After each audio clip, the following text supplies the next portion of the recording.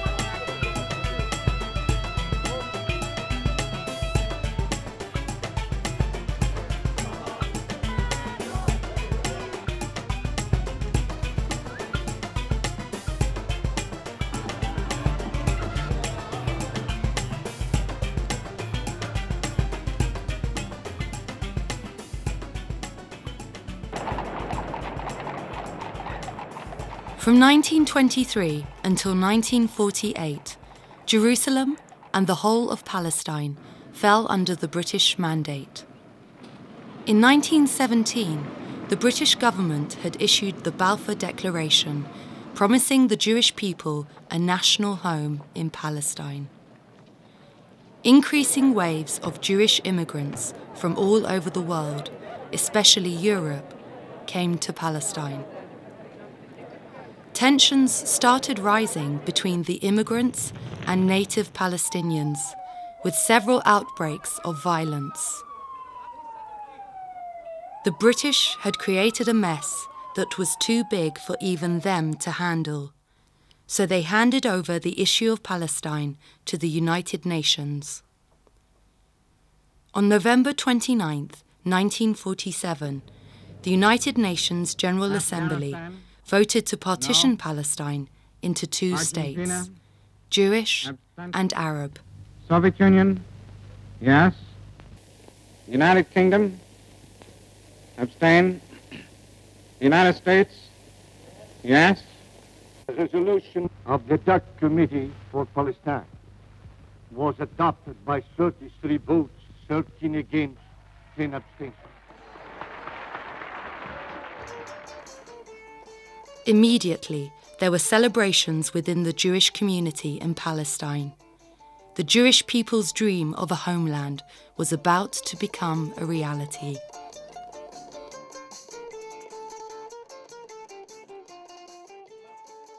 On the Arab side, there was no dancing. The Palestinians were just about to lose more than half of their country. Demonstrations and riots erupted all over the country. Shock, despair, and a sense of betrayal were the dominating moods.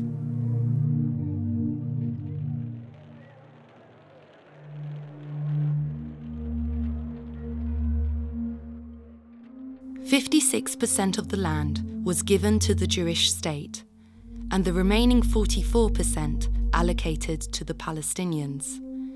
Although at the time, Jewish people in Palestine accounted for 33% of the population and owned only 6% of the land. Jerusalem and Bethlehem were designated as international zones to be administered by the United Nations. On the 14th of May, 1948, the Jewish state was declared. Soon after, war broke out between Israel and its neighbouring Arab countries.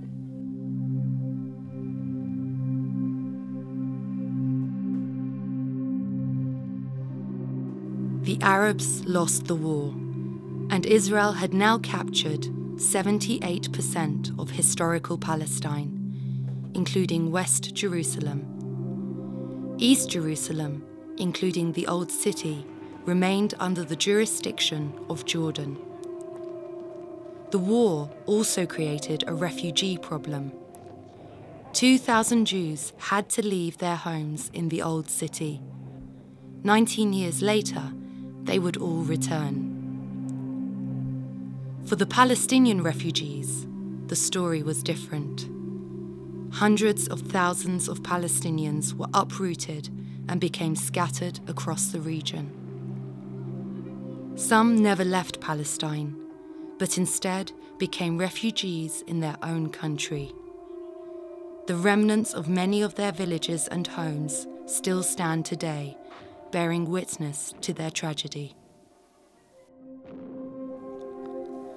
A long and painful chapter in the history of the Jewish people was just about to be closed, and a long and painful chapter in the history of the Palestinian people was just about to begin.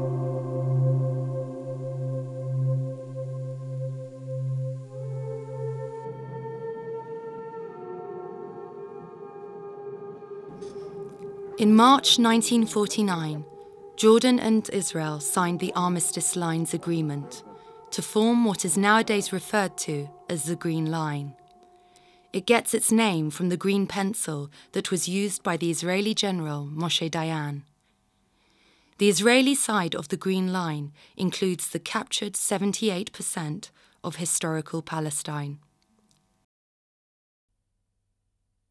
Jerusalem now stood divided between east and west. Snipers' positions were mounted along the dividing line. Jews were not allowed to visit the Western Wall, and Palestinian refugees were not allowed to return to their homes in West Jerusalem. According to the census I myself conducted in 1967, there were 10,000 Palestinians in East Jerusalem that were born in West Jerusalem. Not only general refugees, people who actually were born. So you say about 1 in 5 in East Jerusalem was a displaced person from the same city. Think about the emotional burden of that. Oh, this is my house. I have a picture of the house that is circulating among the family. It was only after the Deir Yassin massacre that my father thought of leaving the house. My father left, I think, the very last day, the very, very last day. And he carried with him a tablecloth and a radio. And I remember when my mother was packing, and she was adding, it was April, she was adding some winter clothes for the kids. And my father was shouting at her, "Don't take too much luggage. You'll be back in 2 weeks." Well, we're in 2007. Well, the door to the staircase is the original door. And if you go up, you can go and take a picture of the staircase. You can go. I don't mind. You go and see that we have 2 entrances to the house. This gate is the original gate. They added nothing, in fact. The trees are the same. This pomegranate tree is the same. The academia tree is the same. I don't know, I did not go to the back garden to check on the trees.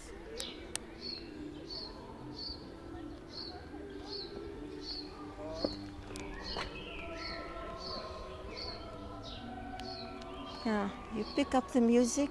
This was not the music played when we were here.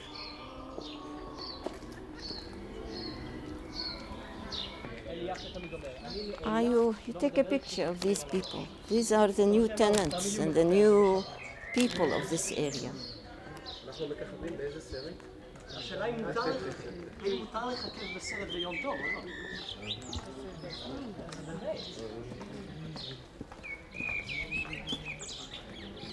They just look at us and say, what are they doing here? If we live in fantasy, they live in denial. And one day, we should both come to reality. And the solution is in fairness. Fair is fair for both sides. I deserve to go back and live in our house.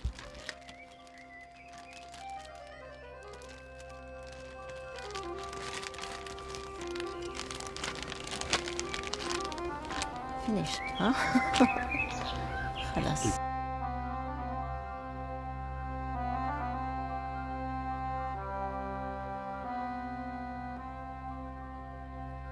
غاب نهار آخر غاب نهار آخر غربتنا زادت نهار واقتربت عودتنا نهار.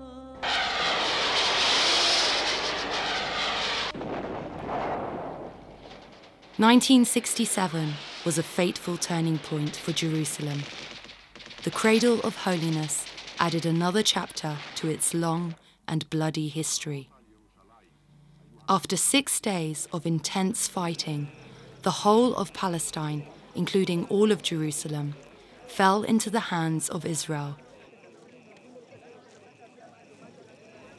Hundreds of thousands of Palestinians joined the refugees of 1948 in surrounding countries. At the Alembi Bridge, which was completely broken, anybody who's passing the Alembi Bridge, they used to collect his passport. They have buses at Damascus Gate calling for people for free ride to Amman.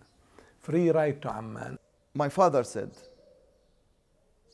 I've learned it once, but I will not repeat the same mistake. I will not leave Jerusalem, nor my family will leave Jerusalem. We'll stay in Jerusalem, whatever is the cost.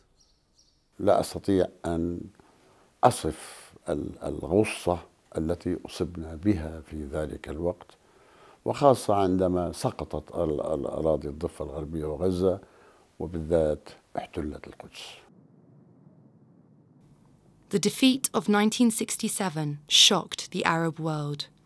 The loss of Jerusalem and the images of the destruction of the Arab armies at the hands of Israel were too much to handle.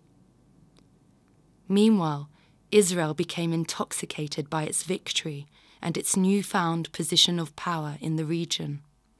The days, weeks, and months that followed started to reveal more and more of Israel's intentions and plans for Jerusalem.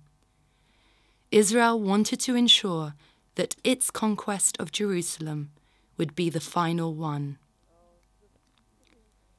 The Palestinian Magharbi quarter in the Old City was the first to meet the new occupier. The decision was made to destroy it and to expel its 600 inhabitants to make way for the Western Wall Plaza. When they started demolishing the Maghreb quarter in the Old City, I saw Teddy Kollek, the mayor of Jerusalem, his assistants, Miron Ben Veniste, Dayan, Rabin, and others, rushing to that quarter and making sure that the order will be implemented now without any delay. And still, when I think about it today, there were many excuses that I can bring out. You see, they had the price to be paid for the fact that Jews were not allowed to go to the Western Wall. Days after the occupation of the city, the boundaries of East Jerusalem were expanded from 6 to 70 square kilometers, stripping 28 surrounding Palestinian villages of their agricultural lands. Populous Palestinian neighborhoods such as Abu Dis, Isreali, Hizma, and Al-Ram were pushed outside the new boundary, and 40% of the expanded land was designated as green areas, off limits for Palestinian housing and development, squeezing the Palestinians in Jerusalem into only 13% of their land. Soon after, the new boundaries of the city were annexed to the State of Israel, and Jerusalem was declared the eternal capital of the Jewish state. מדובר ב-70,000 דונם שסופחו לעיר, אלא שישראל רצתה לספח את האדמה אבל לא את התושבים. הרעיון שהם רצו לטפח זה הרעיון של maximum land and minimum people. They wanted a capital that would have a Jewish majority, but that would also be fairly large in size. So you see the phenomenon again and again along the borders of the municipality where Arab villages are just outside the city limits, but their lands are inside. Following the annexation, Israel conducted a census of the city. Only Palestinians who were present at the time were issued an ID card, making them residents of the city. Israeli citizenship was offered to these Palestinians in East Jerusalem if they met certain conditions, including swearing allegiance to the State of Israel, proving they were not citizens of any other country, and demonstrating some knowledge of Hebrew. Most Palestinians were not interested. They consider us as if we as tourists, the 250,000 Palestinians in Israel, as if they are tourists, came to Israel and settled there, and the Israelis are tolerating their existence, but they are not legitimizing their existence. The law governing residency is called the law for entry into Israel. So it's obviously completely inappropriate to apply this law to East Jerusalem Palestinians. They did not enter Israel. Israel came to them, annexed the area where they had been living maybe for generations, and then imposed Israeli law on them, including the citizenship and entry into Israel law. By the end of 1967, Israel had complete control over the land and its people. It was time to put its policy to work. The game in Jerusalem was demography. The Israeli policy was directed towards the land. They needed the land to build settlements, to create facts on the ground, and to ensure a Jewish demographic superiority. Confiscating land from the Palestinians became a regular practice. Israel's desire for a large Jewish capital in Jerusalem led to a massive land grab. Palestinians resisted the theft of their lands and the destruction of their lives, but the bulldozers were stronger. The confiscated lands soon became home to massive settlement projects in newly occupied East Jerusalem. By 1969, the first Israeli families moved into Ramat Eshkol, Israel's first settlement in East Jerusalem. The war of facts on the ground and demographic balance was underway. Home construction in East Jerusalem was booming, but not for everyone. For a Palestinian to obtain a building permit, he must go through a long and costly process, which can sometimes take up to 10 years. And sometimes the cost of the permit is more than the cost of the building itself, forcing the Palestinians to build without a permit. And when they do, the Israeli police and bulldozers are waiting.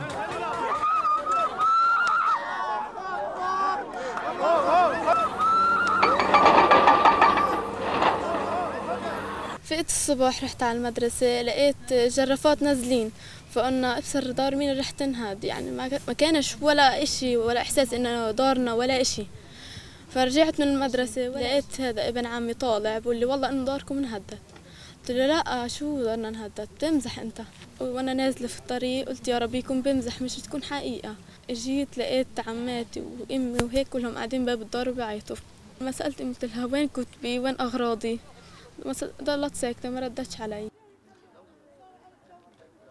فجأة الساعة 8 الصبح واحنا نايمين ما لقيناهم الا هاجمين علينا زي العصابة هجوم هجموا طلعوني من الدار طلعت حافي دخلت على الغرفة بدي أحط إشاربي على راسي، وقفوا الجنود بالأوضة معي، ممنوع فيش البسي إشاربك واطلعي.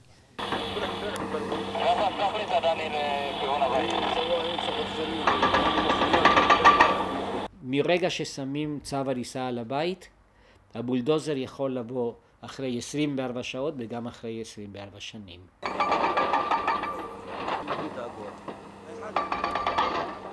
أصير هذول غرفتين كنا عايشين فيهم 8 سنين احنا مع بعض، وكنا يعني مبسوطين وسعيدين فيهم. يعني هذا البيت لو انه صغير بس كنا مبسوطين فيه، وصرنا 8 سنين يعني بنقلب فيه. والله بيعلم كيف بنيناه.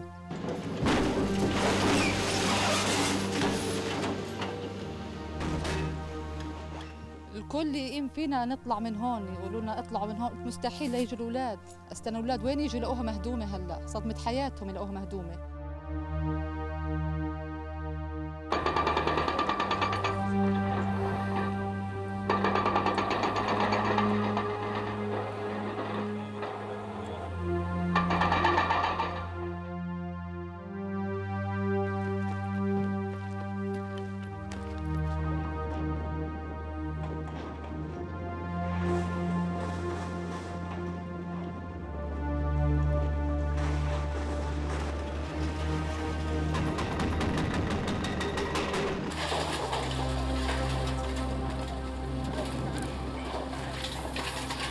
هدم البيوت هي عملية إعدام.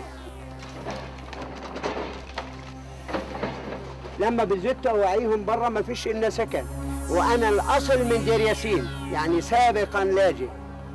كمان يجينا نسكن بالأجار وإسرائيل مش مخليتنا نقعد.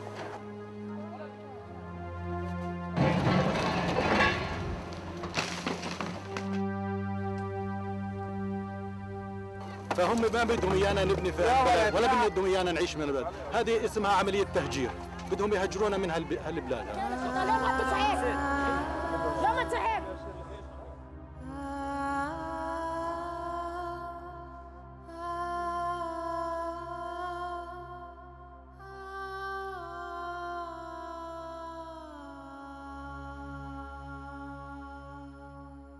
ان شاء الله رايحين نبنوا نضل صامدين باذن الله، باذن الله. لو اوضه كبيره، لو خيمه، لو شو ما كان، راح نضل صامدين باذن الله.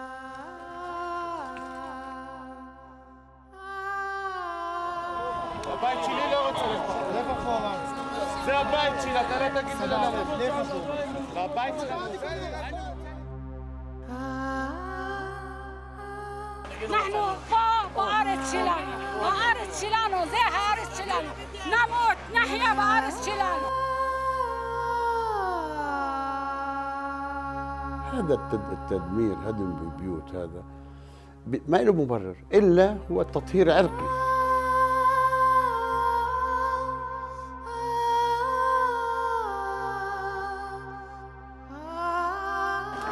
الله ينتقم منكم، الله ينتقم منكم.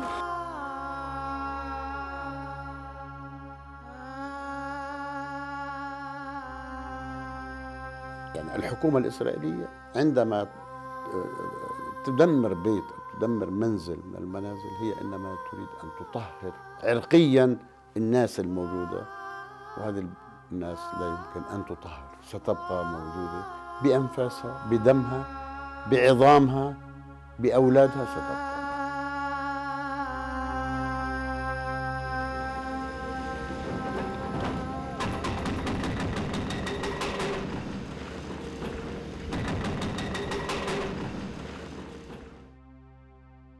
Home demolition is one component of Israel's demographic policy that has been tasked to the Israeli Ministry of Interior.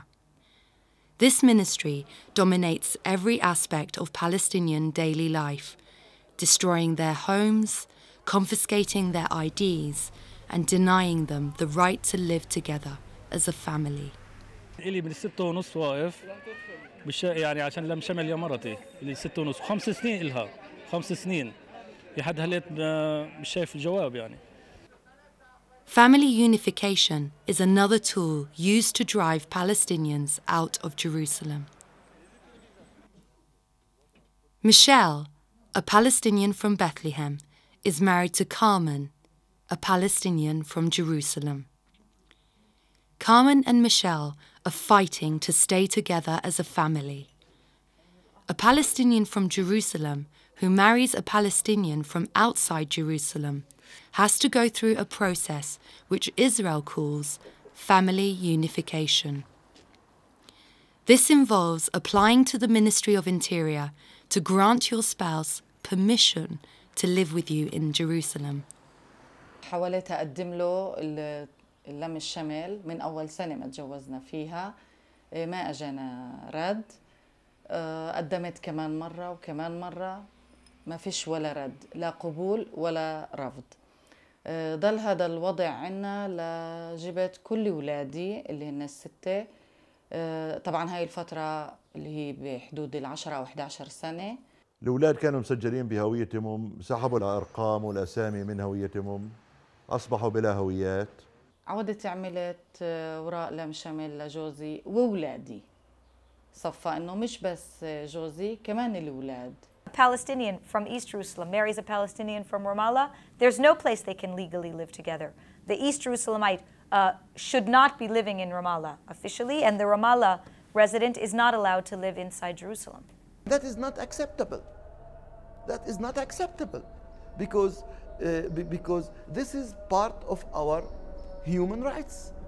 That everyone has the right to marry the spouse he or she finds fit and right to them.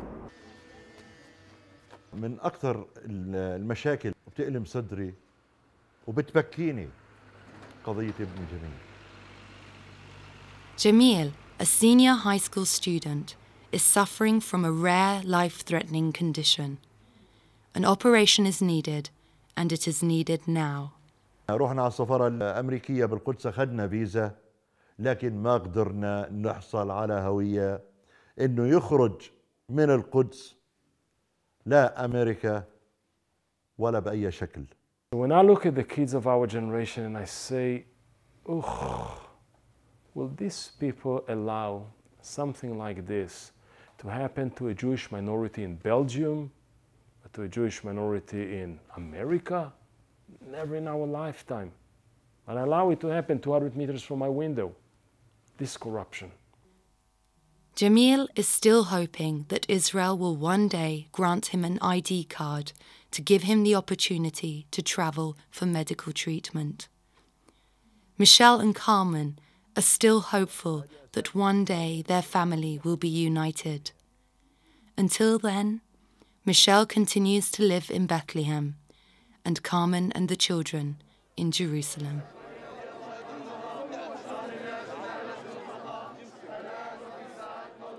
The Christian community in Palestine made up 20% of the population in 1948. Today, it's less than 2% and is shrinking at an alarming pace. Since 1967, the immigration was accelerated.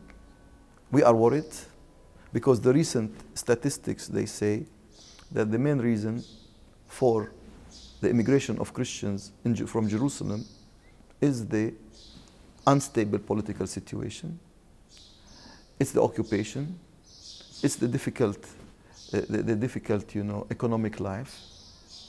So people opt to leave. Even at Christmas time, the Christian quarter stands as a shadow of its former self. In one of our schools in Ramallah, we asked one of our teachers to make a survey, and we were surprised to find that 80% of our children who did not ever enter Jerusalem, who are under 12.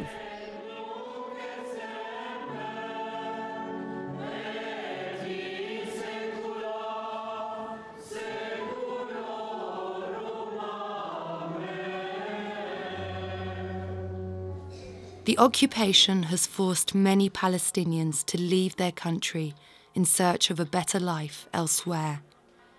Those who choose not to join in the exodus, like Michelle and Carmen, have to pay the heavy price just to stay together. For now, Carmen's weekly trips between Jerusalem and Bethlehem will continue. الحياة كتير صعبة وأنا ماشية مشوار بعذاب وهلاك.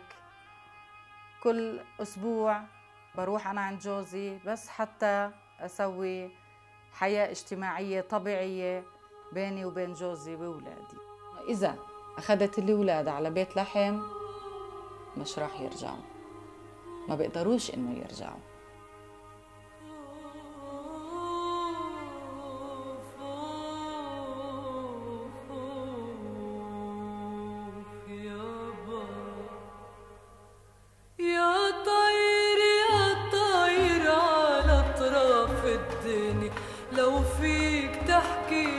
حبايب شو بيني يا طير يا طير، روح اسألن علي وليف ومسمعوا، ومجروح بجروح الهوى شو بينفع، موجوع ما بيقول. While Palestinians deal with the demographic policy that aims to contain their growth in the city, Palestinian lands are subject to wave after wave of land confiscation for settlement building, leaving the Palestinians with no room to develop or to live.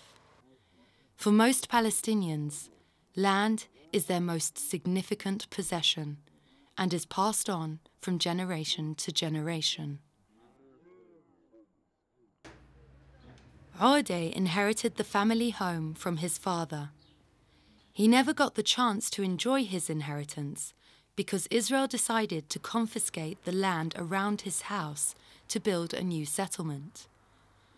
The land that was confiscated belonged to his village, El-Jib, a suburb of Jerusalem.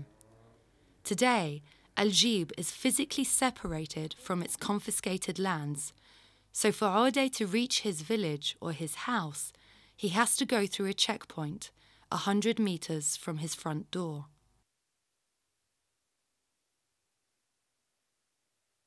الأرض من السور للسور لحد السور الثاني غاد، هاي كلها من أرضنا، أخذوها في الشارع الرئيسي.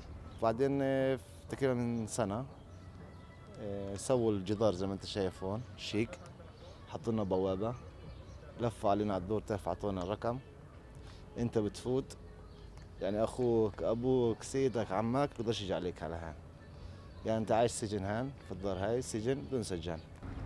هاي بنيتها عشان نتوسع أنا والعيال، طبعا جوا ما فيش عندي مطبخ وقلت أسويها مطبخ تعرف كيف.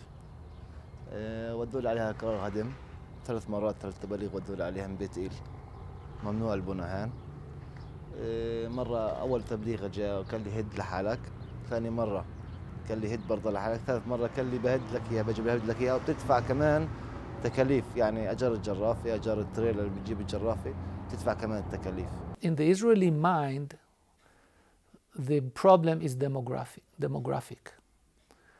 They're present as a community, a different community, which express in different ways on daily basis that they are different.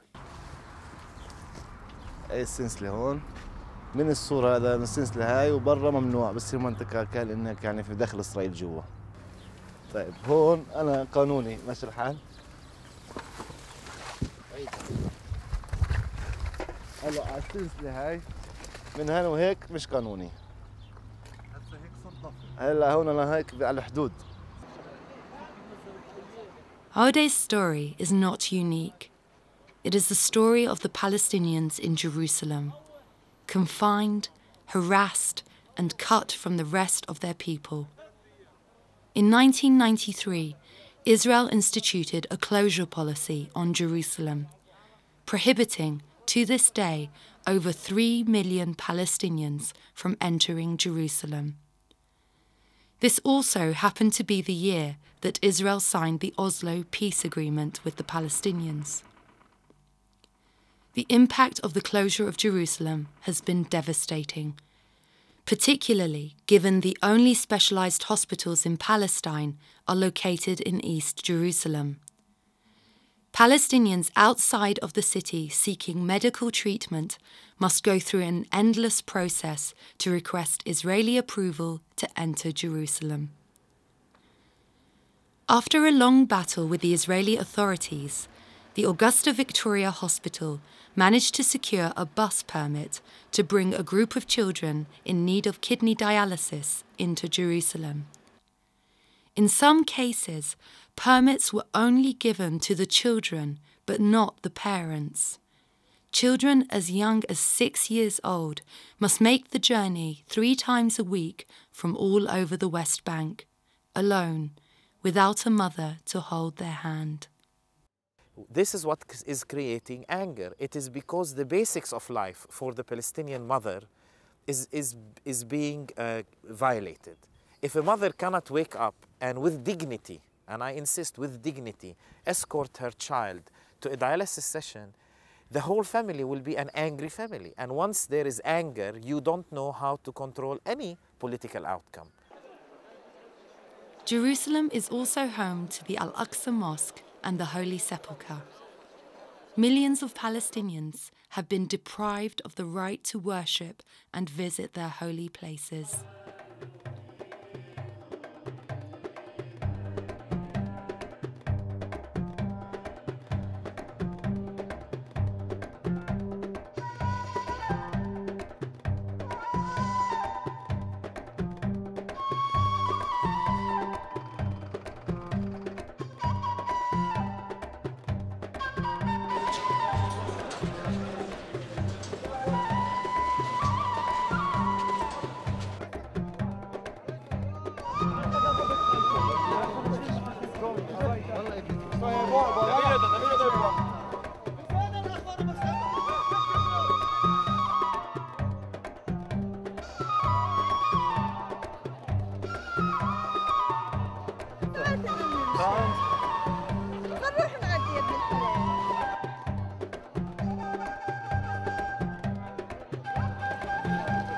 صار يغير دينه حتى يعبد.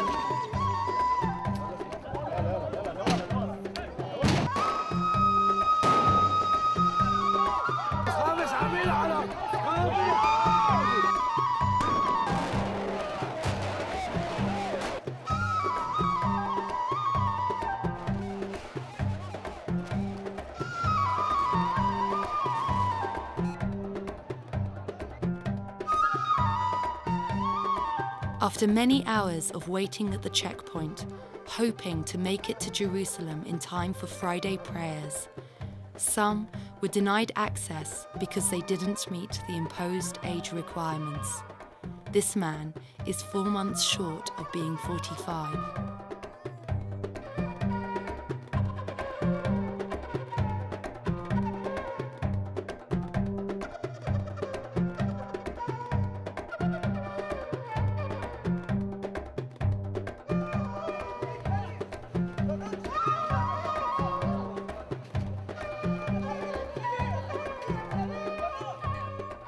Some just gave up and decided to go back home. I came from America just to go pray. Some got ready to have their Friday prayers at the checkpoint. And the lucky ones made it onto the bus and were on their way to Jerusalem.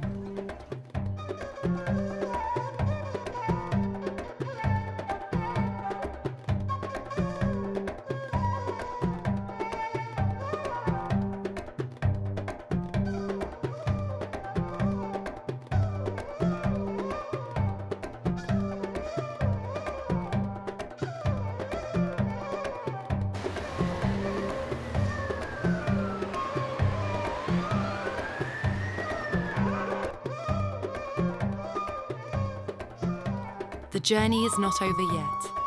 Now they have to go through another round of checkpoints in and around the old city.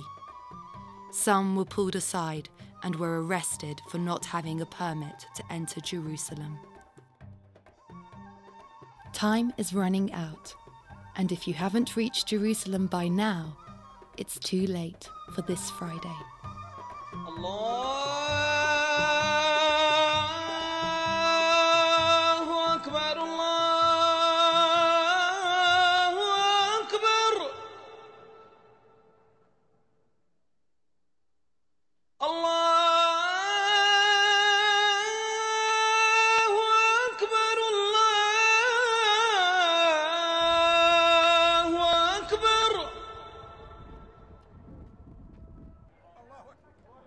أشهد أن لا إله إلا الله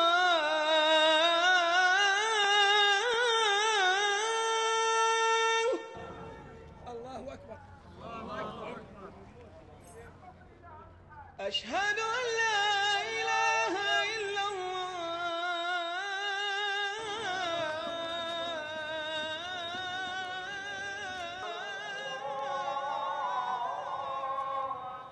السلام عليكم ورحمة الله. السلام عليكم. The checkpoints, along with the settlements, were created to physically cut Jerusalem from its motherland in the West Bank. The project that Israel began in 1967 has started to bear fruit.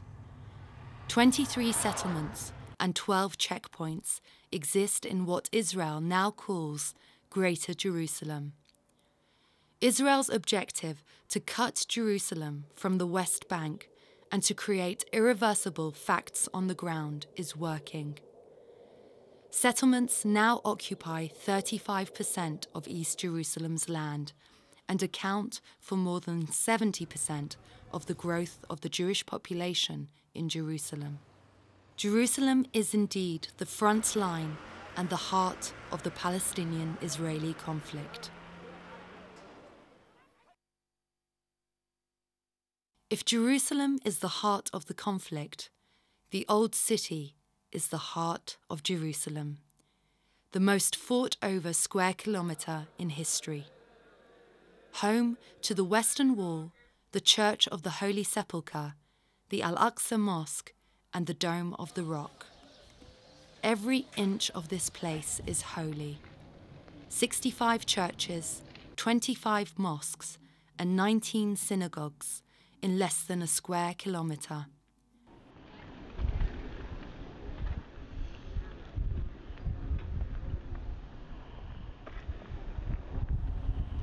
If Jerusalem is the heart of the conflict, and the Old City the heart of Jerusalem, then this place is the heart of the matter. To the Jews, it is the Temple Mount, the site where their first and second temples stood. And it is also the site where many Jews believe the third and final temple should be rebuilt. For the Muslims, it's the Al-Aqsa Mosque and the Dome of the Rock. For the last 1,500 years, Muslims have called it Haram al-Sharif, where Mohammed ascended to heaven to meet God. The battle for control over the Old City is different to the rest of Jerusalem. There is no room within the Old City walls to build a huge settlement to play with its demography. So the battle here is over the existing homes of Palestinian Christians and Muslims.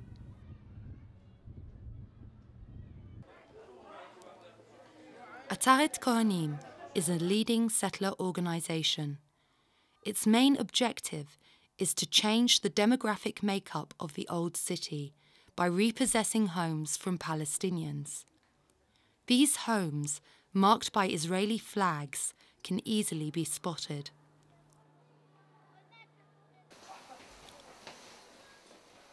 The settlers are infiltrating the Muslim and Christian quarters, although not a single Muslim or Christian family is allowed to live in the Jewish quarter. The Palestinians are aware of Ataret Kohanim's intentions, but the settlers have very powerful allies on their side, including the Israeli government, along with substantial funds from right-wing Christian groups in the US. In 1987, the settlers recruited a powerful neighbour, Ariel Sharon, who repossessed a house in the Muslim quarter. Sharon has never spent a night in this house, but has left no doubt about his support for the settlers. The settlers are indeed powerful and connected, and every year they get the chance to parade their power when they march in Jerusalem to celebrate what they call the unification of Jerusalem. This year, they are celebrating their 40th anniversary. Ironically, this is the day when Jerusalem looks as divided as ever. A massive police presence floods the city so that the settlers can march in and around the old city. The old city is shut down and the Palestinians are kept under curfew. No one is allowed to enter or leave until the march is over.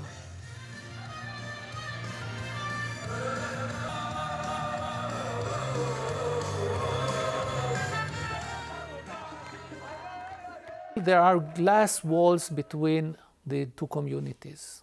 We do not have the same education system, we don't have the same transportation system, we don't share the same language, we don't work at the same places. The two communities have separate city centers, business centers, services. Almost everything is divided. The Israeli demographic policy has brought nothing but misery and despair to the Palestinians and a sense of insecurity to the Israelis. After 40 years, Israel and its settler organizations are losing the war of demography, especially where it matters most, the Old City. The population of the Old City is 35,000, of which Palestinians make up over 90%. The Palestinian high birth rate has kept the Palestinian population growing. They have been squeezed into every available space, but they are not leaving Jerusalem. And according to Jerusalem municipality figures, in a little over 20 years, Palestinians will make up 50% of the city's population. At the same time, Jewish population growth keeps declining. For the last 20 years, more Jews have left the city than have entered it. For secular Jews, Jerusalem is a tense, intolerant, poor, overly religious, and divided city. We left it already. So many people are voting by their legs and foots. They simply walk out of the city. The Palestinian demographic growth has been a problem for Israel from day one. Israeli politicians openly describe it as a biological bomb, growth cancer, and fertility weapon. So what do? They build a wall, a 9-meter high wall that segregates the city's neighborhoods based on ethnic and religious grounds, which pushes a quarter of the Palestinian population in Jerusalem outside the city. The amazing thing about this part of the wall here is that this road in front of us, right here, was the main road that used to run from Jerusalem over on this side through to Jericho. And for hundreds and hundreds of years this was the main road. And now that wall runs right through the middle of that road and people can't go down to Jericho or come up or go back down to Jericho. If you ask Israel what's the wisdom of building such a wall, they'll tell you it's for security. In recent years, militant Palestinian groups have sent 38 suicide bombers to West Jerusalem, claiming the lives of 171 Israelis. Jerusalem has at times looked confused, bloody, and ugly.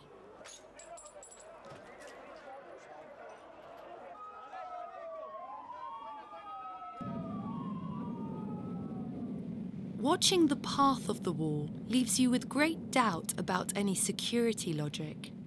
Its snaking path around the city incorporates Jewish settlements and pushes out populated Palestinian neighborhoods, clearly exposing its real goal: to seal and solidify Israel's grip on the city and separate it completely from the rest of the West Bank, signaling to the Palestinians that Jerusalem is off the negotiation table. This is the building over here. It was meant to be the Palestinian Parliament building, and it had a view over Jerusalem, and now the wall runs right in front of it. It never got finished. It's kind of a symbol of a state that's almost got stuck or got arrested. It was never allowed to develop. عندما عرضت على الرئيس بوش الخرائط الخاصة بهذا الجدار استشاط غضبا وألقى بالأوراق والخرائط التي أعطيتها إليه إلى نائبه تشيني وقال له لم يعد هناك دولة فلسطينية مستقلة كما أدعو أنا. I think the wall is a problem, and I've discussed this with Ariel Sharon. It is very difficult to develop confidence between the Palestinians and Israel with a wall snaking through the West Bank. The wall is a way to turn their back to the Palestinians. The whole thing, the concept of the wall, is an attempt to convert the Israeli-Palestinian conflict into a border dispute. One manifestation is Gaza, the other one is the war. Turn their back, couldn't care less what happened in the other, which is a change, revolutionary change in the perception of the Palestinians by the Israelis. Don't underestimate that. Because before they just discarded the whole thing. Palestinians are not important. They are manageable. Now they know they are not manageable. So they created a border, a fence, and throwing the Palestinians to the other side of the fence. The Israeli conquest of East Jerusalem and the policies that followed to change the status of the city has been condemned by almost everyone in the world. Not a single country recognizes the Israeli occupation and annexation of East Jerusalem. Not a single country has its embassy in Jerusalem. And countless United Nations resolutions have been issued that condemn Israeli policies and tactics. Not a single one has been respected or implemented. Between Israel's disregard for international law and the reluctance of the international community to intervene in a meaningful way, the Holy Land continues to boil and bleed. The passion for the soil and stones of Jerusalem has captured its peoples and thrown them into a spin of violence, discrimination, oppression, and occupation.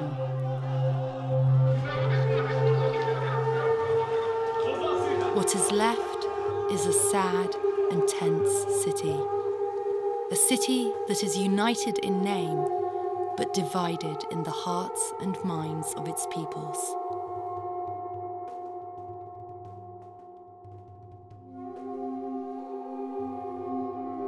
When the stones of Jerusalem become holier than its people, then doesn't Jerusalem lose its holiness? There is no shortage of solutions for sharing Jerusalem in a way that saves its people and preserves its holiness. But there is a shortage of will to end the occupation and respect each other's ties to the land. Permitting a racist demographic policy that denies Palestinians of the right to live in their own homes will not put anyone on the path to peace.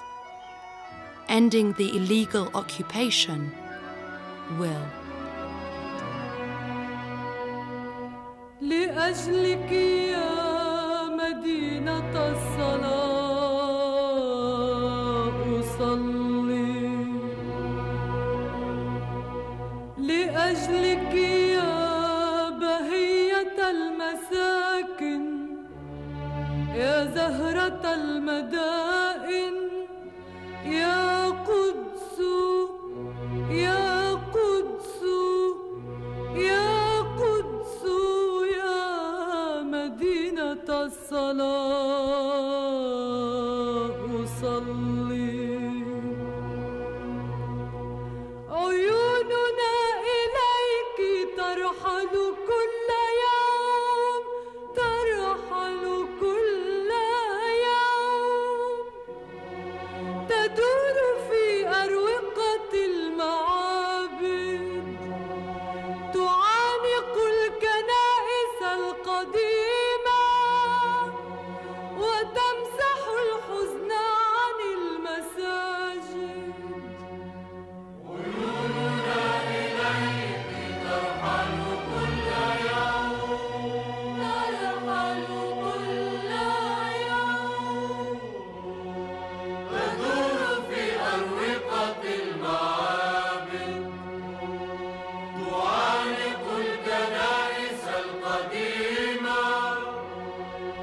وتمسح الحزن عن المساجد.